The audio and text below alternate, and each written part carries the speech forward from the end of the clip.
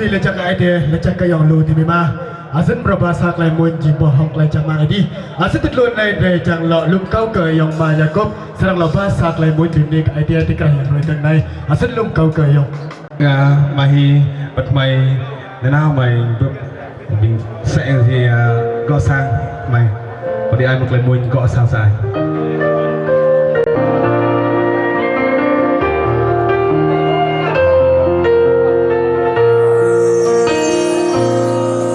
đi cơ ý qua giá được đi khá đi răng có bông bay một buồn tụt ô đi cơ ý qua giá gõ sang dài bông bay lại gõ dài đi cơ qua giá bắt lăn làm bằng tay ngột đi rung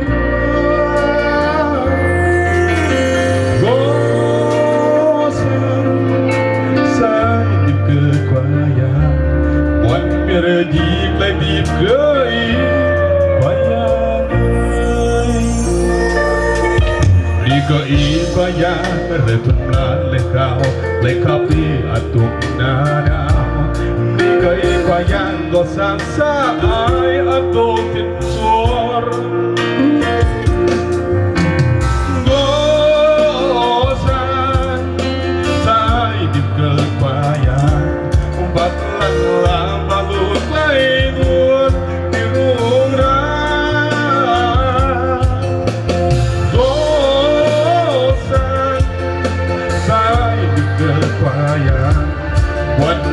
di lại đi gửi qua nhà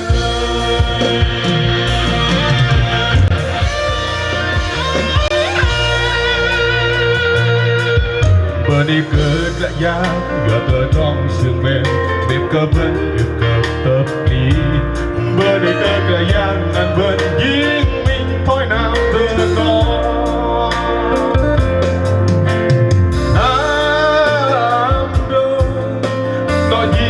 làm cả nhà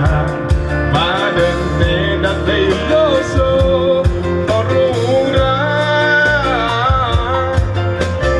ngắm đâu có gì mình làm cả nhà ở cả nhà nhột vợ nhớ đi chẳng đi mà đi về cả nhà cả chân nỡ nằm lối có đón bên sự quay liên lá bữa để cơ cả gian ăn vẫn chiến mình cơ giang liên lá nam đâu có gì mình làm cả nhà mà đừng để đặt đầy lỡ sâu còn ngu ra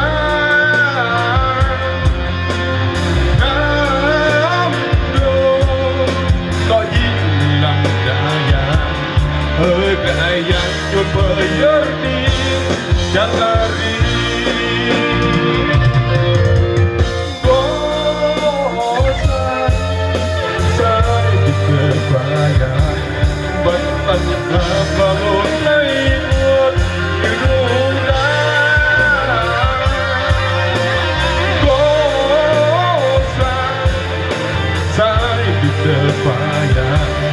วันเกิดที่ไม่เพียงเคยพยานเลยวันเกิดที่ไม่เพียงเคยพยานเลยอะไรที่บทบาทกันvẫn tình nhiều lần